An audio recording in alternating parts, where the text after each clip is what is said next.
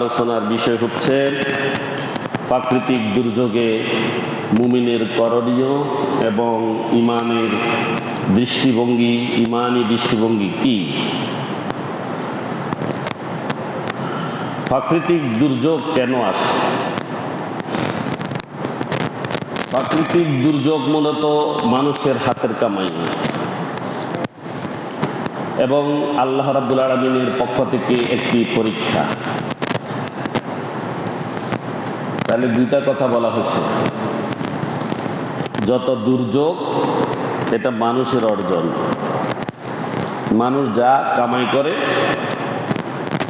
আর একটা হচ্ছে আল্লাহর পক্ষ থেকে একটি সুস্পষ্ট পরীক্ষা। মহান আল্লাহ পাক রব্বুল আলামিন সূরা আর-রুমের 41 নং আয়াতে ইরশাদ করেছেন, জহরাল ফাসাদু ফিল বাররি ওয়াল বাহরি বিমা কাসাবাত আইদিন নাস লিইউযীকাহুম বা'দাল্লাযী আমিলু লাআল্লাহুম ইয়ারজিউন। জহারা প্রকাশ পেয়েছে। জহারা মানে কি? প্রকাশ পেয়েছে। ফাসাদু বিপর্যয়, বিশৃঙ্খলা, ফিল বাররি স্থলভাগে, আমরা যেখানে বসবাস করি এখানে, ওয়াল বাহারে এবং সমুদ্রে। জহারাল ফাসাদু ফিল বাররি ওয়াল বাহারে, জলে এবং স্থলে বিপর্যয় ছড়িয়ে পড়েছে। বিমা কাসাবাত আইদিন নাস, যেই বিপর্যয় ছড়িয়ে পড়েছে, এই বিপর্যয়টা হচ্ছে মানুষের হাতের কামাই। কিসের কামাই? তাদের কৃতকর্মের দরুন। কিসের কারণে? তারা যে কর্ম করছে, কর্মের কারণে। তো লিউযীকাহুম, যাতে তিনি তাদেরকে আস্বাদন করাতে পারেন, বা'দা এমন কিছু, আল্লাযী আমিলু যাহা তারা করছে, লাআল্লাহুম ইয়ারজিউন এই জন্য যে তারা ফিরে আসবে, তারা তাদের সেই বিশৃঙ্খল কর্মকাণ্ড থেকে তারা ফিরে আসবে। ঝড় বৃষ্টি ও তুফানে এই সময় আমাদের কি আমল করতে হবে? আমাদের আমল কি?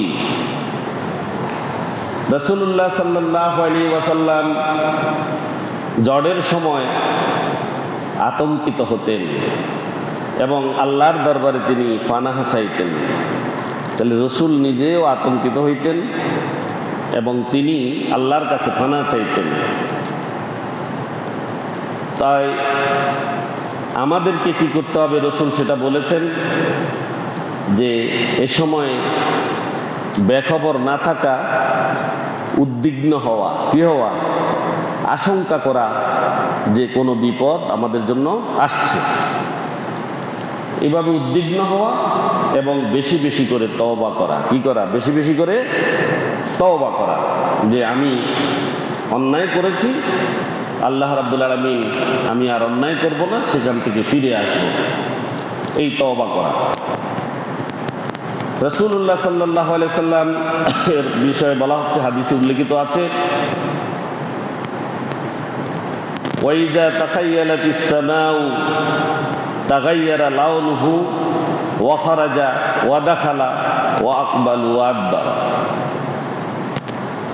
ঝড় শুরু হলে রাসূল সাল্লাল্লাহু আলাইহি সাল্লামের চেহারায় উদ্বেগের চাপ ফুটে উঠত এবং তিনি এমন উদ্বিগ্ন হতেন, এদিক সেদিক হাঁটতেন এবং তিনি পায়চারি করতেন। তো এই সময় দোয়া, ঝড়ের সময় কি দোয়া পড়া সুন্নাহ?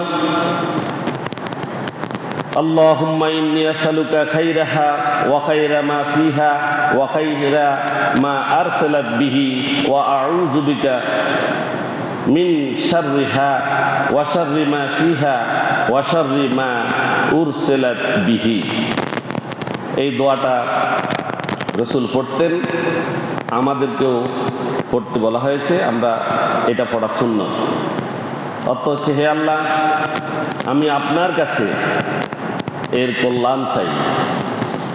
এই ঝড় তুফান বৃষ্টি মহামারী যাই আসুক, এটাতে আপনার কল্যাণ চাই, এবং এর মধ্যে যে কল্যাণ আছে আমি তা চাই, অর্থাৎ খারাপিটা চাই না, এবং এর অনিষ্ট থেকে আপনার কাছে পানা চাই। এই দোয়াটা পড়া। এখন আসেন, বজ্রপাত হয়, ঠাড়া পড়েনি, বজ্রধ্বনি, বজ্রপাত হয়। এই সময় আমাদের করণীয় কি এবং আমল কি? বজ্রপাত মহান আল্লাহ পাক রব্বুল আলামিনের শক্তির একটি নিদর্শন। আল্লাহ রাব্বুল আলামিনের শক্তিকে মানুষকে একটু দেখান, এটা একটা নিদর্শন। এই সময় তাসবিহ পাঠ করা। হযরত আব্দুল্লাহ ইবনে জুবায়ের রাদিয়াল্লাহু তাআলা আনহু যখন বজ্রের শব্দ শুনতেন, কথা বলা তিনি বন্ধ করে দিতেন এবং একটি আয়াত তিনি তেলাওয়াত করতেন, সুবহানাল্লাযী ইউসাব্বিহুর রা'দু বিহামদিহি ওয়াল মালায়েকাতু মিন খিফাতিহি। পবিত্র সেই সত্তা, বজ্র এবং ফেরেশতাগণ যার ভয়ে তার পবিত্রতা ঘোষণা করে। তাহলে আল্লাহর ভয়ে বজ্র যেগুলো আছে সেগুলোও আল্লাহর পবিত্রতা ঘোষণা করে, এবং ফেরেশতারাও ভয় পায়। ফেরেশতারাও ভয় পায়, ভয়ে তারা আল্লাহ রাব্বুল আলামিনের পবিত্রতা ঘোষণা করতে থাকে।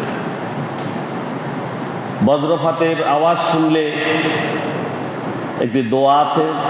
عن سالم بن عبد الله بن عمر عن أبيه أن رسول الله صلى الله عليه وسلم كان إذا سمع صوت الرعد والصواعق قال اللهم لا تقتلنا بغضبك ولا تهلكنا بعذابك وعافنا قبل ذلك। দোয়াটা হচ্ছে, আল্লাহুম্মা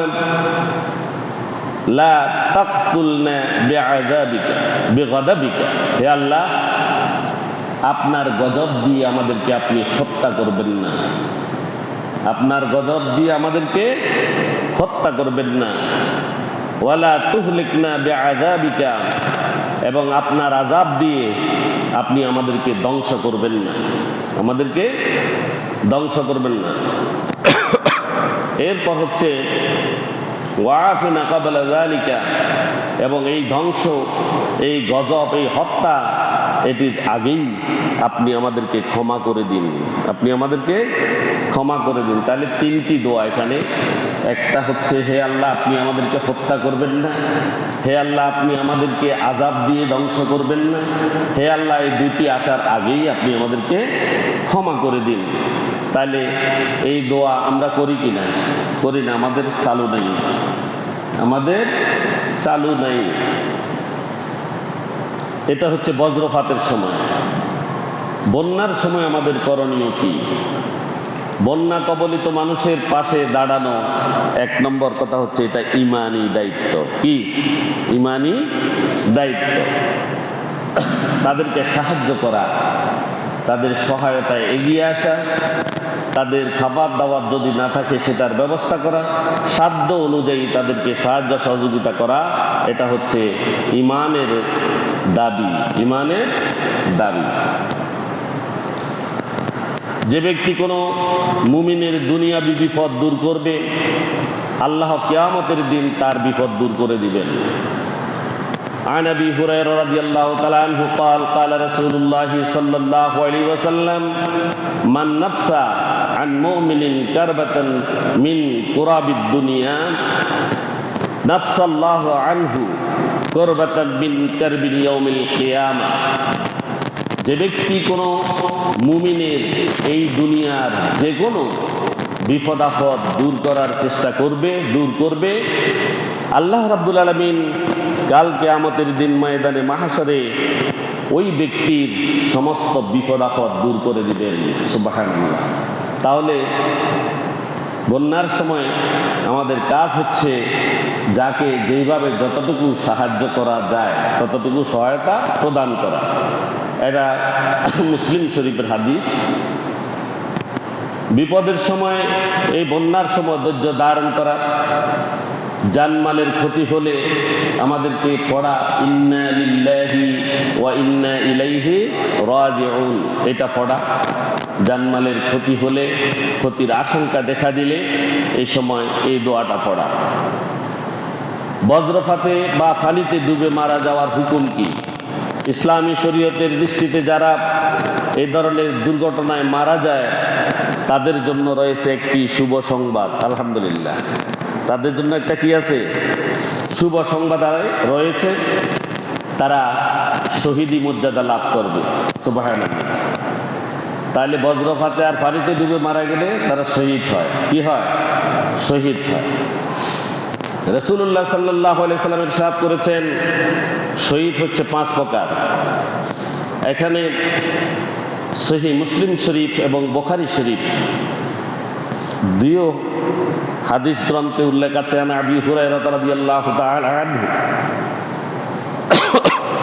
আন্না রাসূলুল্লাহ সাল্লাল্লাহু আলাইহি ওয়াসাল্লাম আশ-শুহাদাউ খামসা আল মাতউনা ওয়াল মাবতুনা ওয়াল গারিক ওয়া সাহিবুল হাদাম ওয়াশ শাহীদ ফি সাবিলিল্লাহ। হযরত আবু হুরায়রা রাদিয়াল্লাহু তাআলা আনহু থেকে বর্ণিত, তিনি বলেন রাসূল সাল্লাল্লাহু আলাইহি ওয়াসাল্লাম ইরশাদ করেছেন, আশ-শুহাদাউ খামসা, শহীদ হচ্ছে 5 প্রকারের। কয় প্রকারের? 5 প্রকারের শহীদ। আল মাতউনা, 1 নম্বর হচ্ছে যারা মহামারী অথবা কোনো প্লেগ রোগে আক্রান্ত হয়ে মৃত্যুবরণ করে। তাহলে হইল কি, যারা বিভিন্ন মহামারী রোগ, প্লেগ রোগ ইত্যাদিতে আক্রান্ত হয়ে মৃত্যুবরণ করে তারা শহীদ। তারা কি? শহীদ। ওয়াল মাবতুনা, যাদের পেটের রোগ, পেটের কামড় বা পেটে বড় সমস্যা হওয়ার কারণে মৃত্যুবরণ করে তারাও শহীদ। ওয়াল গারিক, যে ব্যক্তি পানিতে ডুবে মৃত্যুবরণ করে সেও শহীদ। সেও কি? শহীদের মৃত্যু অর্জন করে। ওয়া সাহিবুল হাদমে, চাপা পড়ে, গাড়িতে চাপা পড়ে, কোনো বাড়িঘর বিধ্বস্ত হয়ে বাড়িঘরের নিচে চাপা পড়ে যে ইন্তেকাল করে সেও শহীদ। ওয়া শাহীদু ফি সাবিলিল্লাহ, এবং যারা আল্লাহর রাস্তায় নিহত হয় তারা শহীদ। তবে শহীদদের মধ্যে ক্লাসিফিকেশন আছে, স্তর আছে। যেমন আল্লাহর পথে যারা শহীদ হয়, যুদ্ধের ময়দানে যারা শহীদ হয়, রক্ত মাখা অবস্থায় তাদেরকে কবরস্থ করা হয়। অপরদিকে অন্যান্য শহীদ যারা, তাদেরকে গোসল দিতে হয়। কি দিতে হয়? গোসল করাতে হয়। তবে যারা আল্লাহর পথে নিহত হয় তাদের মর্যাদা সবচাইতে বেশি, সবচাইতে বেশি আল্লাহর রাস্তায় যারা শহীদ হয়। এরপরে অন্যান্য শহীদগুলোর মর্যাদা আল্লাহর রাস্তায় শহীদ হওয়া শহীদের চেয়ে একটু কম, তবে তারা শহীদ। বজ্রপাতে মৃত্যু, এই চাপা পড়ে মৃত্যু বা আকস্মিক বিপদের মৃত্যু অন্তর্ভুক্ত হিসেবে, শহীদের অন্তর্ভুক্ত হিসেবে ফুকায়ে কেরাম একে শহীদ বলে, শহীদি মৃত্যু বলে আখ্যায়িত করেছেন। প্রাকৃতিক দুর্যোগে আতঙ্কিত হওয়ার কিছু নেই। আতঙ্কিত না হয়ে বেশি বেশি আল্লাহর কাছে ক্ষমা প্রার্থনা করা, ইস্তিগফার করা উচিত। পাশাপাশি সামর্থ্যবান যারা তাদের উচিত বন্যার্ত, ক্ষতিগ্রস্ত, সাহায্য প্রার্থী যারা তাদেরকে সাহায্য সহযোগিতা করা এবং তাদের সাহায্যে এগিয়ে আসা। বৃষ্টির সময়ে আমাদের জন্য বিশেষ আমল আছে। এই আমলের দৃষ্টিভঙ্গি হচ্ছে, 1 নম্বর হচ্ছে বৃষ্টিটা আল্লাহর রহমত। বৃষ্টি আল্লাহর রহমত, তবে এটি কখনো কখনো আল্লাহ রাব্বুল আলামিনের আযাবের রূপ নিতে পারে। পারে কিনা? আযাবের রূপ নিতে পারে। তাই বৃষ্টির সময় রাসূল সাল্লাল্লাহু আলাইহি সাল্লামের সুন্নাহ অনুসরণ করা আমাদের জন্য অত্যন্ত জরুরি।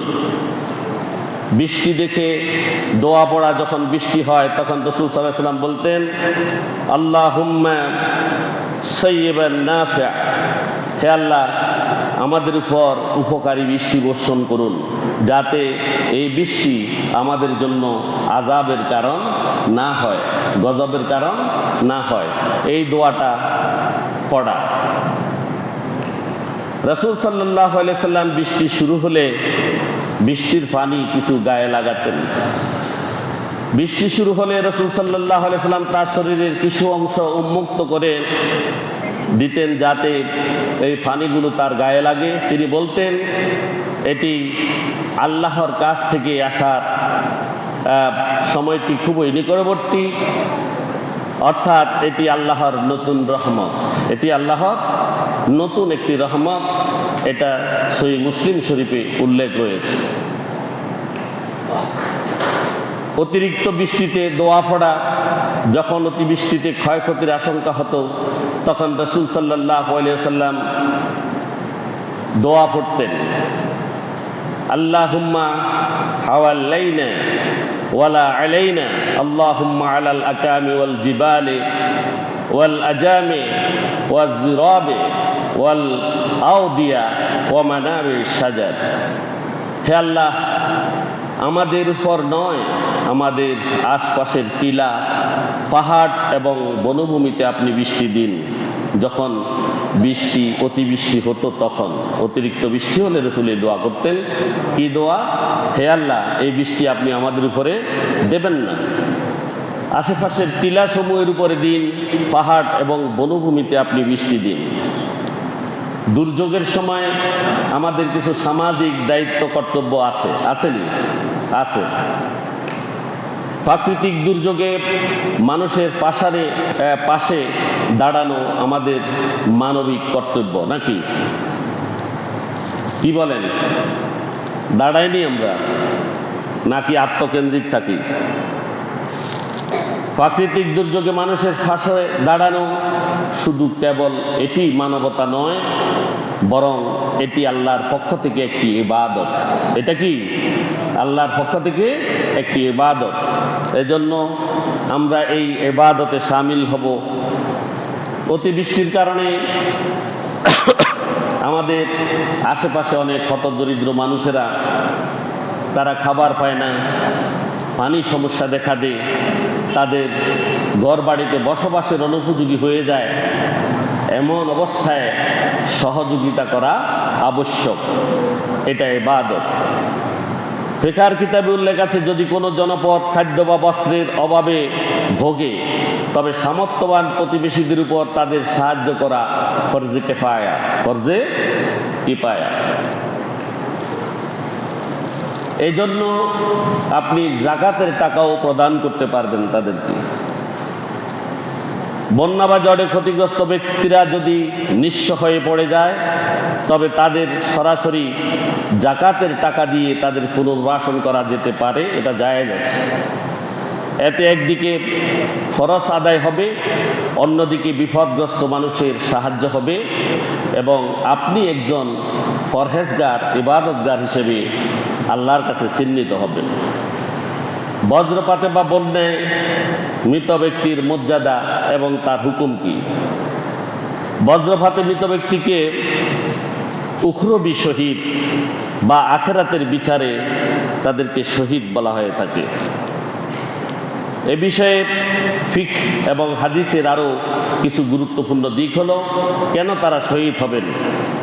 ইসলামী তত্ত্বে যে মৃত্যুগুলো অত্যন্ত যন্ত্রণাদায়ক এবং আকস্মিক, যেমন আগুনে পুড়ে যাওয়া, পানিতে ডুবে মৃত্যু, দেয়াল চাপা পড়ে মৃত্যু, গাড়িতে চাপা পড়ে মৃত্যু, বজ্রপাতে মৃত্যু, এই আকস্মিক মৃত্যুগুলো আল্লাহ তাআলা তার করুণায় এই যন্ত্রণার বিনিময়ে মৃত ব্যক্তিকে আল্লাহ রাব্বুল আলামিন শহীদের মর্যাদা দান করবেন। যে ব্যক্তি নিজ সম্পদের রক্ষা করতে গিয়ে মারা যায় সে ব্যক্তিও শহীদ। যে নিজের জান বাঁচাতে গিয়ে আবার মৃত্যুবরণ করে সেও শহীদ।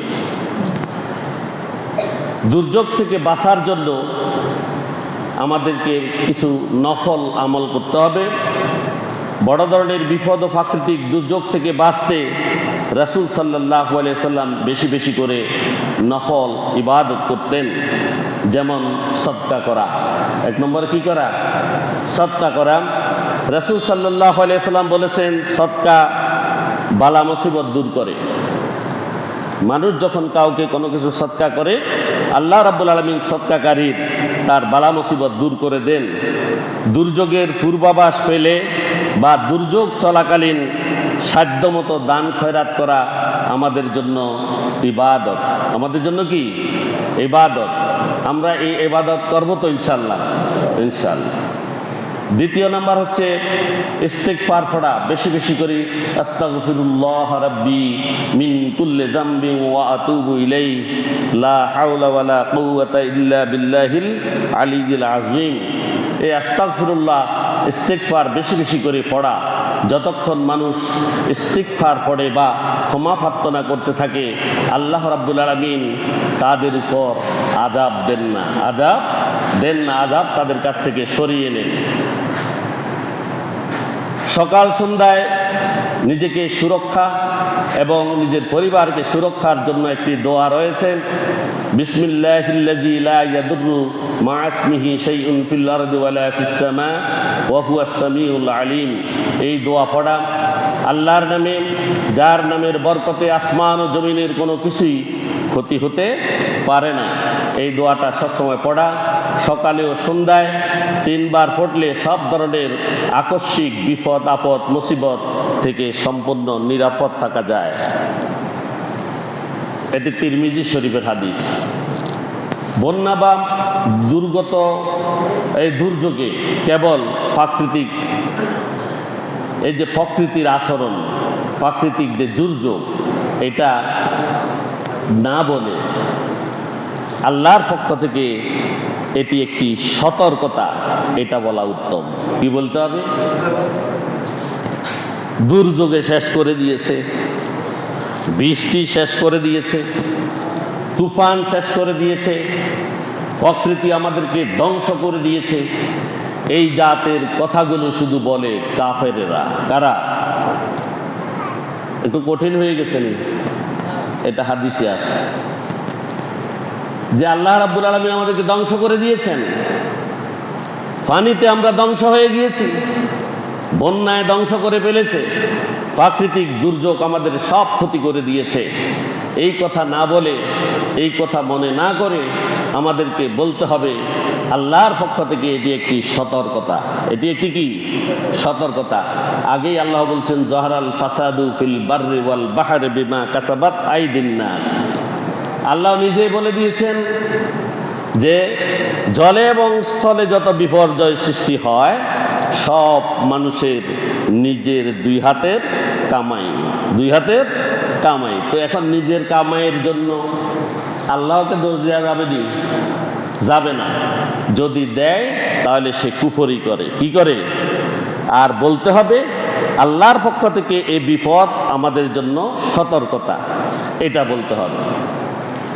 আমাদের উচিত গুজব ছড়ানো থেকে সম্পূর্ণ বিরত থাকা। মানুষে বলে থাকে অমুকের পাপের কারণে আজকে এটা হয়েছে, বলেনি। অমুকের পাপের কারণে ওই নির্দিষ্ট এলাকায় ওই নির্দিষ্ট ঘটনা ঘটেছে, বন্যা হয়েছে, জলোচ্ছ্বাস হয়েছে। এভাবে নির্দিষ্ট করে কাউকে দোষারোপ করে কোনো কথা বলা ঠিক নয়। দুর্যোগের সময় গুজব ও কুসংস্কার সম্পূর্ণ বর্জন করতে হবে। অনেক সময় দুর্যোগের সময় মানুষের মধ্যে বিভিন্ন ভুল আকীদা এবং কুসংস্কার ছড়িয়ে পড়ে। ইসলাম এগুলোকে কোনো মতেই সমর্থন করে না। অনেকে কয় গ্রহ নক্ষত্রের প্রভাবে এখানে এই দুর্যোগ সৃষ্টি হয়েছে, অমুক নক্ষত্রের কারণে বৃষ্টি হয়, অমুক নক্ষত্রের কারণে ঝড় আসে। এই ধরনের কথাবার্তা সম্পূর্ণ বলা হারাম। এগুলো কি হারাম, শরীয়তে জায়েজ নেই। রাসূল সাল্লাল্লাহু আলাইহি সাল্লাম বলেছেন যে আল্লাহ রাব্বুল আলামিন বলেন আমার বান্দাদের মধ্যে কেউ কেউ সকালে মুমিন হিসেবে জাগ্রত হয়, ঘুম থেকে জাগ্রত হয় সে মুমিন হিসেবে, আর কেউ জাগ্রত হয় কাফের হিসেবে। নাউজুবিল্লাহ। কেউ ঘুম থেকে উঠে মুমিন হয়ে আর কেউ ঘুম থেকে উঠে কাফের হয়ে। যে বলে আল্লাহর অনুগ্রহে বৃষ্টি হয়েছে সে ব্যক্তি মুমিন। আল্লাহর অনুগ্রহে জড় হয়েছে সে ব্যক্তি মুমিন, আল্লাহর অনুগ্রহে ওইটা হয়েছে সেটা মুমিন। আর যে ব্যক্তি বলে অমুক নক্ষত্রের প্রভাবে এটি হয়েছে, অমুকের কারণে এটি হয়েছে, আসলে সে নক্ষত্রে বিশ্বাসী একজন কাফের, একজন কাফের। এটা একটা হাদিস, সহিহ বুখারী শরীফের 846 নং হাদিস। ভয় দেখানো নয়, মানুষকে ভরসা দেয়া। মানুষকে বিপদ আপদে ভয় দেখানো যাবে না, তাদেরকে ভরসা দিতে হবে।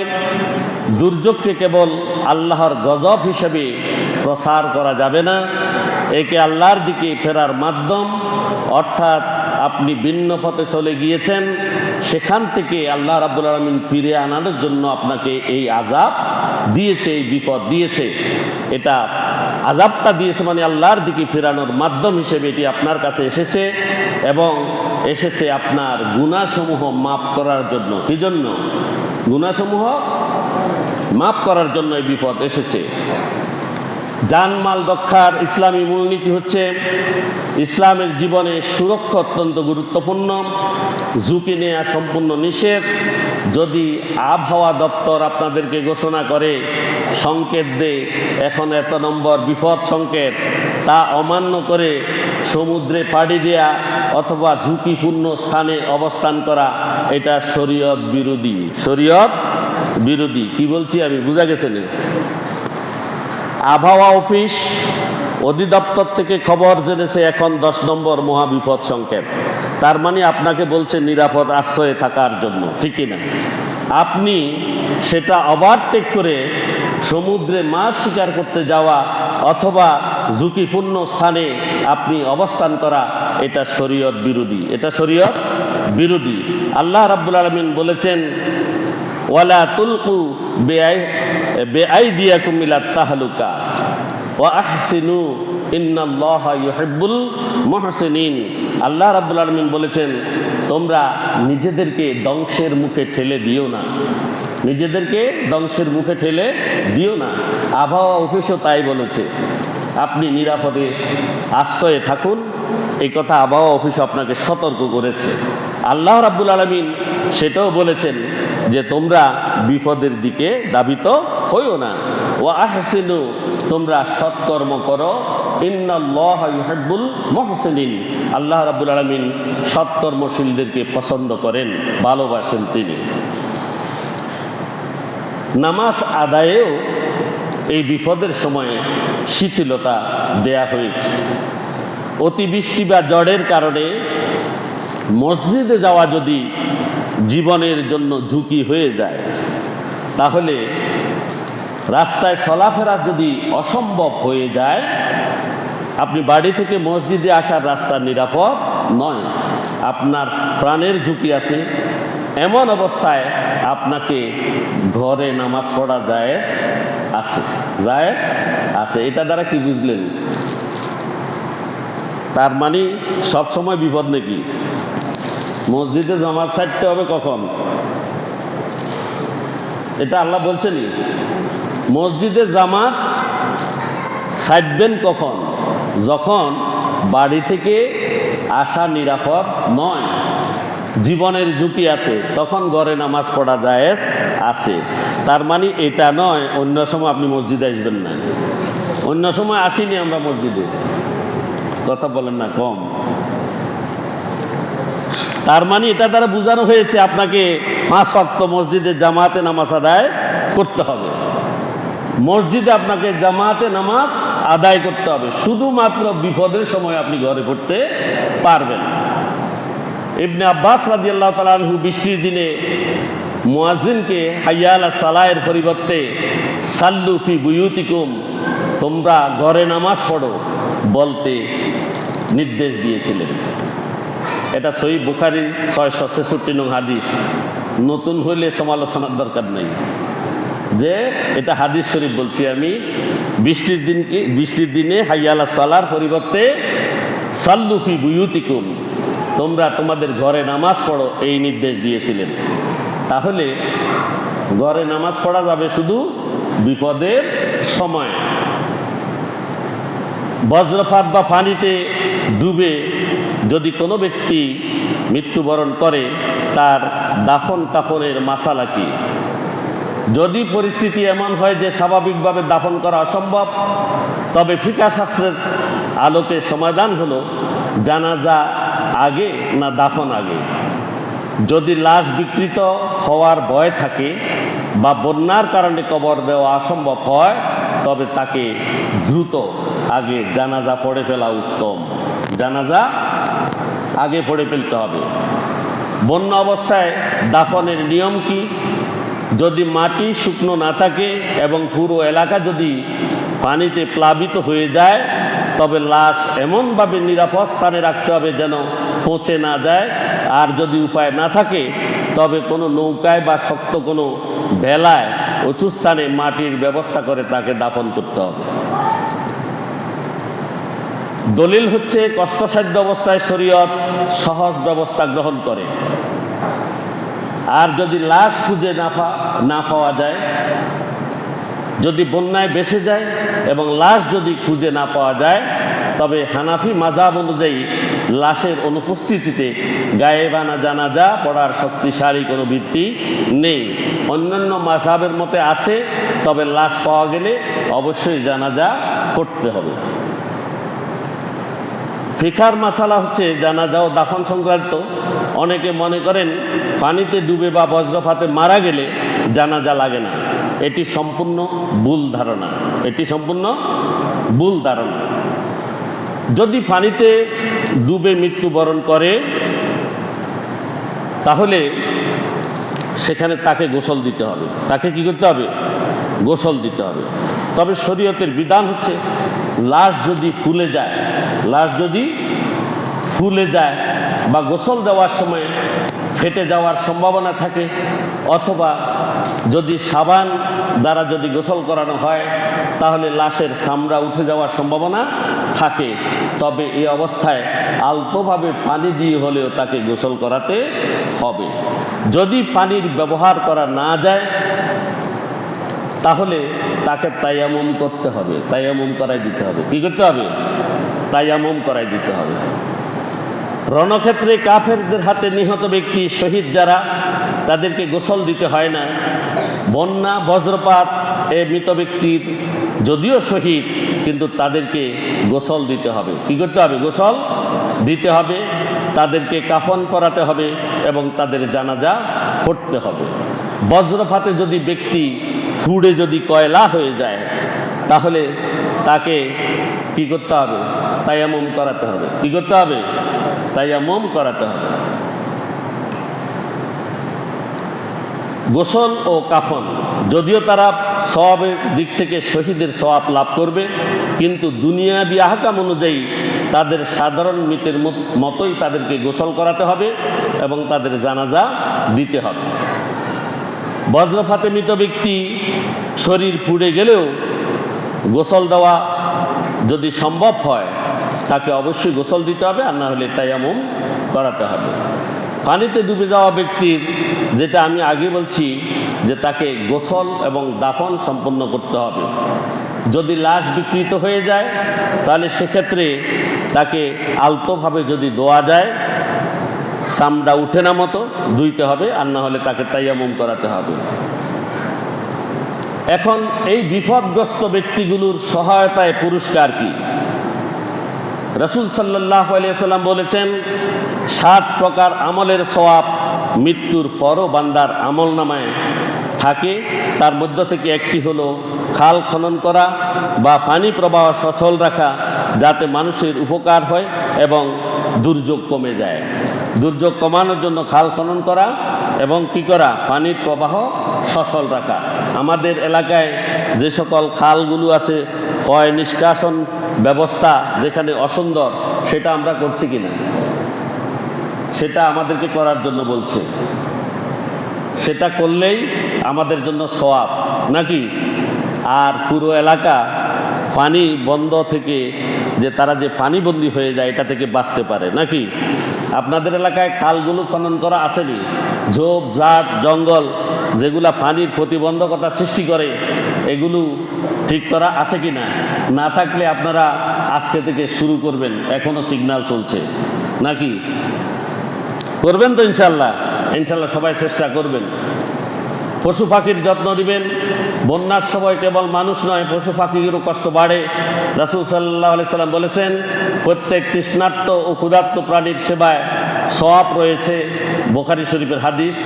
দুর্যোগ, এই সময় মুমিনের ধৈর্য আবশ্যিক, তাদেরকে ধৈর্য ধারণ করতে হবে। কোরআনের দৃষ্টিভঙ্গি, বিপদ থেকে গাবড়ে না যাওয়া। বিপদ আল্লাহ রাব্বুল আলামিনের পক্ষ থেকে আসে, বিপদ কোনো মুমিনের শান হতে পারে না। মুমিনেরা বিপদে ধৈর্য ধারণ করবে। আল্লাহ রাব্বুল আলামিন সূরা বাকারার 155 নং আয়াতে বলেছেন, ওয়ালানাবলুওয়ান্নাকুম বিশাইইম মিনাল খাউফ ওয়াল জু' ওয়া নাকসিম মিনাল আমওয়ালি ওয়াল আনফুসি ওয়াস সামারাত ওয়া বাশশিরিস সাবিরিন। এটা আল্লাহ রাব্বুল আলামিন বলেছেন, ওয়ালানাবলুওয়ান্নাকুম বিশাইইম মিনাল খাউফ। আল্লাহ রাব্বুল আলামিন তোমাদেরকে ভয় ভীতি দ্বারা পরীক্ষা করবেন। কি করবেন? ভয় ভীতি দ্বারা পরীক্ষা করবেন। এই উপর থেকে দেখবেন বজ্রধ্বনির আগে একটা আলো আসে, এটাকে আমরা খাজিলিক বলি নাকি? আসেনি? এটা দেখিও তো গাবড়ায় যায় নাকি? গাবড়ায় যায়নি? গাবড়ায় তো গাবড়ায়, এমনভাবে গাবড়ায় সূরা বাকারায় আছে যে কানের ভিতরে আঙ্গুল ঢুকাই দেয়, ঠিক কিনা? কানের ভিতরে আঙ্গুল ঢুকাই দেয় বজ্রধ্বনির মৃত্যুর ভয়ে। কিসের ভয়ে? বজ্রধ্বনির মৃত্যুর ভয়ে। এখানে ভয় পাওয়ার জন্য নিষেধ করা হয়েছে। এটা আল্লাহর পরীক্ষা। ওয়াল জু'এ, ক্ষুধা দ্বারা আমাদের ফল ফসল ইত্যাদি ক্ষতি হয়ে যাবে, আমাদের খাদ্যগুলো পচে যাবে, নষ্ট হয়ে যাবে।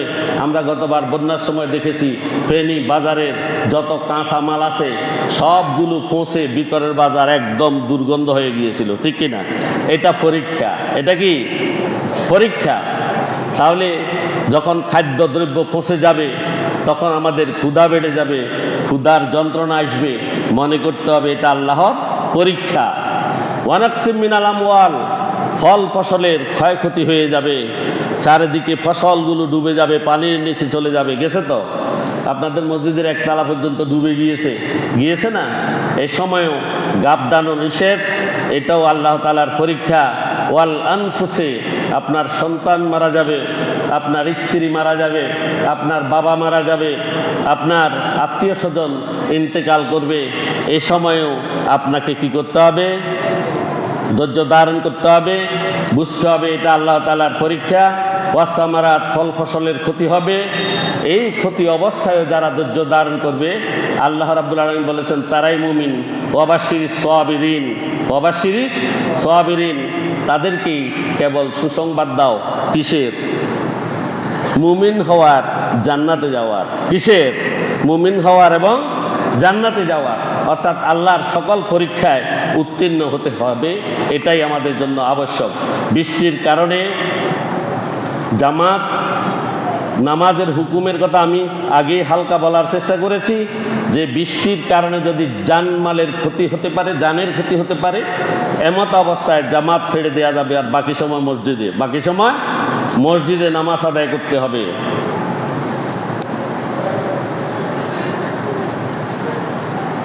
তাহলে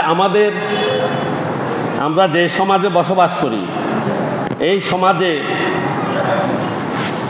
আমরা একে অপরের সম্পূরক এবং পরিপূরক, ঠিক কিনা? একা একা কি আমাদের চলা সম্ভব? একের সাথে অপরের আমাদের সম্পৃক্ততা আছে না? আছে তো। কেউ ধান উৎপন্ন করলে কেউ গম উৎপন্ন করে, আবার কেউ ডাল উৎপন্ন করে, আবার কেউ সরিষা উৎপন্ন করে, আবার কেউ কাঁচা তরকারি উৎপন্ন করে। এখন প্রত্যেকে যদি আলাদা আলাদা জিনিস ব্যবহার করে, একে অপরকে না দেয়, আমরা কি সমাজে চলতে পারবো নি? পারবো না। যেভাবে আমরা এইভাবে সমাজে একসাথে সকল কিছু মিলিয়ে এই সমাজে বসবাস করি, এই সমাজের সকল ব্যক্তির কি উচিত নয় সমস্ত বিপদ আপদ থেকে একসাথে উদ্ধারের চেষ্টা করা? উচিত কি না? উচিত। এই জন্য আমি আজকে আসার সময় এখান দিয়ে রাস্তা দিয়ে আমি মসজিদে দাঁড়িয়ে আলোচনা করছি। এখান দিয়ে যখন আমি গাড়ি চালায় আসছি, খানাখন্দগুলোতে পানি পড়ে আছে, বিভিন্ন গর্তগুলো, তখন আমি চিন্তা করলাম, আপনারা আবার আমার দোষ ধরবেন না, কালকে রাত্রে আমি বাড়িতে যাচ্ছিলাম, গত সপ্তাহে আসার সময় এক জায়গাতে রাস্তার উপরে বড় বড় গর্ত পড়ে গেছিল। ওই জায়গা দিয়ে আমি কালকে রাত্রে যাইতেছিলাম না, ভয়ে যে এই গর্তের মধ্যে যদি পড়ে যাই। 2-3টা বড় বড় গর্ত হয়ে গেছিল। তো সেখান দিয়ে দেখতেছি কিছু সিএনজি এসতেছে। আমি বৃষ্টির কারণে এক জায়গায় দাঁড়াইছি, কিছু সিএনজি আসতেছে এবং কিছু মোটরসাইকেল সিএনজি এদিক দিয়ে যাচ্ছে। তাহলে আমি বুঝলাম যে হয়তো রাস্তাটা ঠিক হয়েছে, না হলে এরা তো যাইতো না এখান দিয়ে। গিয়ে দেখলাম আলহামদুলিল্লাহ সেখানে রাস্তাটা তারা মেরামত করেছে এই বৃষ্টির ভিতরে। কত সুন্দর!